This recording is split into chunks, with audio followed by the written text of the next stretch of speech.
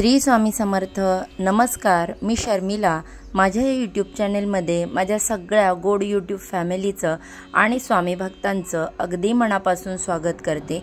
आजचा दिवस तुम्हाला सुखाचा, आनंदाचा आणि स्वामीमय जाओ। तुमच्या मनातील सगळ्या चांगल्या इच्छा पूर्ण हो, हीच महाराजांच्या चरणी प्रार्थना करते आणि आपल्या याच्या नवीन व्हिडिओला सुरुवात करते।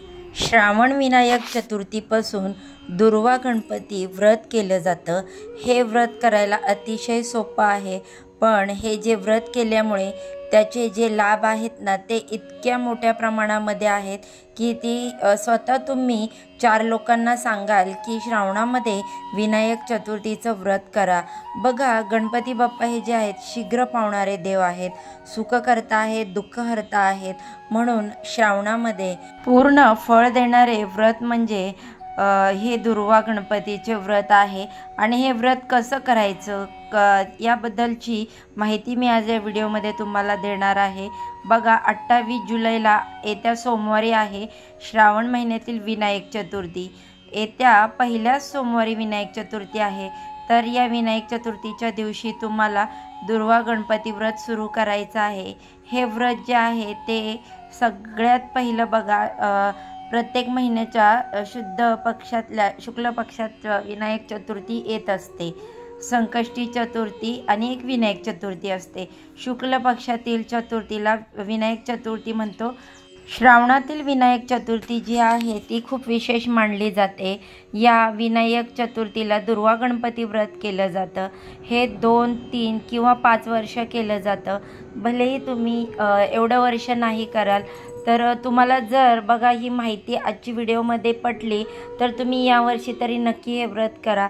याआधी जर हे व्रत केलं नसेल, तुम्हाला एवढ्या वर्ष जर नाही करायचं आहे, तर तुम्हाला ही माहिती पटली आत्ताच्या या व्हिडिओमधली, तर किमान यावर्षी तरी हे व्रत करून बघा। श्रावण शुक्ल चतुर्थीला या व्रताचा प्रारंभ करून पुढचे 6 महिने प्रत्येक विनायक चतुर्थीला अशीच पूजा करून, जशी मी सांगणार आहे, तुम्ही माघ महिन्याच्या शुक्ल चतुर्थीला या व्रताचं उद्यापन केलं जातं। आता बघा, श्रावण महिना आहे म्हणजे हा जुलै महिना आहे। जुलै महिन्यातल्या विनायक चतुर्थीला हे व्रत आपण सुरू करणार आहोत। ते आपण माघ चतुर्थी कधी येईल, जानेवारीमध्ये माघ चतुर्थी येईल, असे हे 6 महिने हे व्रत करून माघ चतुर्थीला याचं उद्यापन करायचं असतं। आता उद्यापन पण अगदी सोपं आहे। उद्यापनाच्या वेळी तुम्हाला पिठाचे तुपामध्ये तळलेले 18 मोदक करायचे। या 18 मोदकांचा नैवेद्य गणपती बाप्पांना दाखवायचा असतो आणि 6 मोदक गणपती बाप्पांसमोर ठेवायचे आणि बाकीचे मोदक आपण प्रसाद म्हणून खायचे आहेत। आणि उरलेले 6 मोदक जे आहेत ते तुम्ही शक्यतो व्रत करणार आहे त्याने खायचे। 6 मोदक गणपती बाप्पांना, 6 मोदक जो स्वतः व्रत करतो त्यांना, आणि बाकी उरलेले 6 मोदक प्रसाद म्हणून वाटायचे आहेत। हे व्रत जे आहे ते केल्यामुळे मनातील सगळ्या इच्छा पूर्ण होतात। अतिशय सोपं हे व्रत आहे आणि या व्रतामध्ये 6 मोदकांप्रमाणेच बाप्पांना 6 नमस्कार आणि प्रदक्षिणा देखील घातल्या जातात। आता मी तुम्हाला सांगते की हे व्रत कसं करायचं। या श्रावण विनायक चतुर्थीला तुम्हाला लवकर उठायचं आहे, देवपूजा करायची। त्यानंतर देवघराच्या इथे तुम्ही एका ताटामध्ये तांदूळ घ्यायचे आहेत, अक्षदा म्हणतो आपण त्याला, आणि त्या अक्षदावरती तुम्हाला पूर्ण पात्रामध्ये दुर्वा पसरवायच्या आहेत। गणपती बाप्पांच्या अतिशय प्रिय अशा दुर्वा असतात, तर त्या दुर्वा पसरवायच्या आणि त्या दुर्वांवरती गणपती बाप्पांची मूर्ती स्थापित करायची। प्रत्येकांच्या देवाऱ्यामध्ये गणपती बाप्पांची मूर्ती असते, पण काही कारणामुळे नाही आहे, तर तुम्ही सुपारी स्वरूपसुद्धा गणपती बाप्पांची मूर्ती स्थापित करू शकता। अगदी पूजेसाठी साध्या पद्धतीने 11 वेळा पाण्याने, 11 वेळेस दुधाने ओम गण गणपती नमः या मंत्राचा जप करत पूजा करायची, अभिषेक करायचा आणि दुर्वांवरती गणपती बाप्पांची मूर्ती ठेवायची आहे। गणपती बाप्पांना तुम्ही हळद, कुंकू, अक्षदा, शेंदूर अर्पण करायचा। त्यानंतर बघा, गणपती बाप्पांना प्रिय असं दुर्वा जास्वंदाचं फूल अर्पण करायचं, आगाडा, शमी या पत्रीसुद्धा करायचा। या श्रावण महिन्यामध्ये तुम्हाला या सगळ्या गोष्टी मिळतात, तुम्हाला जेवढ्या अवेलेबल होतील तेवढ्या तुम्ही त्या अर्पण करायचा। धूप दीप ओवाळायचा आणि नैवेद्य दाखवायचा, आरती करायची। गणपती बाप्पांची जी आरती आहे आपल्या सर्वांनाच येते ती करायची। आणि आरतीनंतर मी तुम्हाला स्क्रीनवर जो मंत्र देते तो म्हणायचा आहे। गणशेखर गणाध्यक्ष गौरीपुत्र गजानन व्रत संपूर्णतः यातु तत्वप्रसादादिभानन असा हा मंत्र आहे, तो आपल्याला म्हणायचा आहे। आणि बघा, या पूजेमध्ये दुर्वा असायलाच हव्या। दुर्वांना खूप महत्त्व आहे। गणपती बाप्पांना मनोभावे आपण 21 दुर्वांची जुडी अर्पण करायची आहे। तसेच गणपती बाप्पांना दुर्वांवरतीच आपल्याला मूर्ती किंवा सुपारी जी ठेवायची आहे, स्थापित करायची आहे। आता बघा, हे व्रत खूप महत्त्वाचं आहे आणि खूप सोपं आहे। या दिवशी उपवास करा, संध्याकाळी तुम्हाला नैवेद्य दाखवून उपवास सोडायचा आहे। मोदकाचं नैवेद्य तुम्हाला अर्पण करायचं आहे। गणपती बाप्पांना दुर्वा अर्पण केल्याशिवाय हे व्रत पूर्ण होत नाही। दुर्वा या श्रावण महिन्यामध्ये सगळीकडे दुर्वा आलेल्या असतात, उगवलेल्या असतात आणि किंवा जिथे देवांची फुलं वगैरे मिळतात तिथे तर नेहमी मिळतात। आता बघा, दुर्वा गणपतींची एक छोटीशी व्रतकथा आहे, ते मी तुम्हाला सांगते। पौराणिक कथेनुसार अनलासूर नावाचा राक्षस पृथ्वीवरती सर्वांना त्रास देत होता। सर्व देवांनी भगवान गणेशांना प्रार्थना करून रक्षणाची अपेक्षा केली। रक्षणासाठी सांगितलं की आमचं रक्षण करा, आणि बाप्पांनी त्यांच्याशी युद्ध केले आणि रागाच्या भरामध्ये असुराला खाऊन टाकलं। परंतु त्या विषारी राक्षसाने बाप्पाच्या पोटामध्ये जाताच उपद्रव सुरू केला। बाप्पांच्या अंगाची लाही होऊ लागली।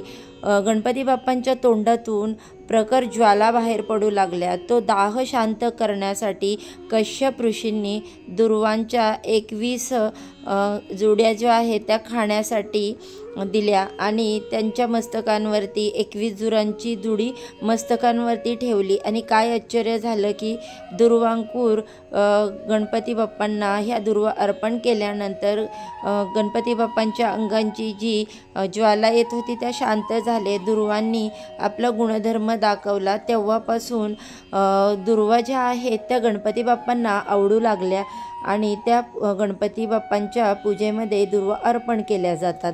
तर बघा, अशा प्रकारे यामागची कथा आहे। कारण बघा, कुठलीही गोष्ट आपल्याला व्यवस्थित पटल्याशिवाय ती आपण व्यवस्थित करत नाही। आणि बघा, ही कथा आपल्याला माहिती असावी म्हणून मी सांगितली। आणि बघा, गणपती बाप्पांना अतिशय आवडीचे मोदक हे असतात आणि मोदकांचा नैवेद्य हा गणपती बाप्पांना दाखवायचा आहे। जसं आपण इतर नैवेद्यांच्या वरती तुळशीचं पान अर्पण करतो, तर चुकूनही आपल्याला बाप्पांच्या नैवेद्यावरती तुळशीचं पान अर्पण करायचं नाही, कारण त्यांच्या पूजेमध्ये तुळस पूर्णपणे वर्ज्य केली जाते। तर गणपती बाप्पांच्या नैवेद्यावरती तुम्हाला दुर्वा ठेवायच्या आहेत। नेहमी लक्षात ठेवा की इतर नैवेद्य दाखवतो देवांना तेव्हा आपण तुळशीपत्र अर्पण करतो, त्याचप्रमाणे बाप्पांना नैवेद्य दाखवताना तुम्हाला दुर्वा अर्पण करायच्या आहेत।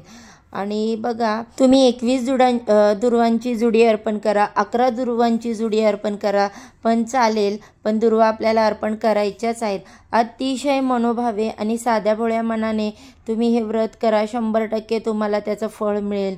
संकल्प वगैरे काही नाही। पहिल्या दिवशी तुम्ही व्रताला सुरुवात कराल तेव्हा बाप्पांना नमस्कार करा मनोभावे आणि बाप्पांना सांगा की माझी अशी इच्छा आहे, ती तुमची कोणतीही इच्छा असू द्या किंवा तुमच्या मनात कोणतीच इच्छा नसेल, पण तुमच्या चांगल्या सुखासाठी देखील तुम्ही ही इच्छा बाप्पांना सांगा। आणि ही तुम्ही विनायक चतुर्थीचं जे दुर्वा गणपतीचं व्रत आहे ते सुरू करा। आता या महिन्यामध्ये तुम्ही दुर्वा गणपतीचं व्रत केलं तर तसंच पुढच्या महिन्यामध्ये देखील तुम्हाला करायचं आहे। सेम पद्धतीने तुम्हाला माघ महिन्यातल्या याचं उद्यापन करायचं आहे चतुर्थीला। हे मी तुम्हाला सुरुवातीला सांगितलेलंच आहे। अगदी साध्यासुध्या पद्धतीने हे दुर्वा गणपतीचं व्रत तुम्हाला करायचं आहे, असं मी या गोष्टींची अगदी मनापासून अपेक्षा करते। आणि बघा, तुम्हाला जर ही माहिती आवडली आणि जर व्रताचे फायदे तुम्हाला पटले असतील तर व्हिडिओला लाईक करा आणि चॅनलला सबस्क्राईब करा। तर बघा, आजच्या व्हिडिओचा मी इथेच एंड करते। आणि ही अत्यंत महत्त्वपूर्ण माहिती मला तुमच्यापर्यंत पोचवायची होती। चला तर मग उद्या अशाच छानशा माहितीसोबत पुन्हा उद्या नव्याने भेटू। सर्वांना श्री स्वामी समर्थ, गणपती बाप्पा मोरया।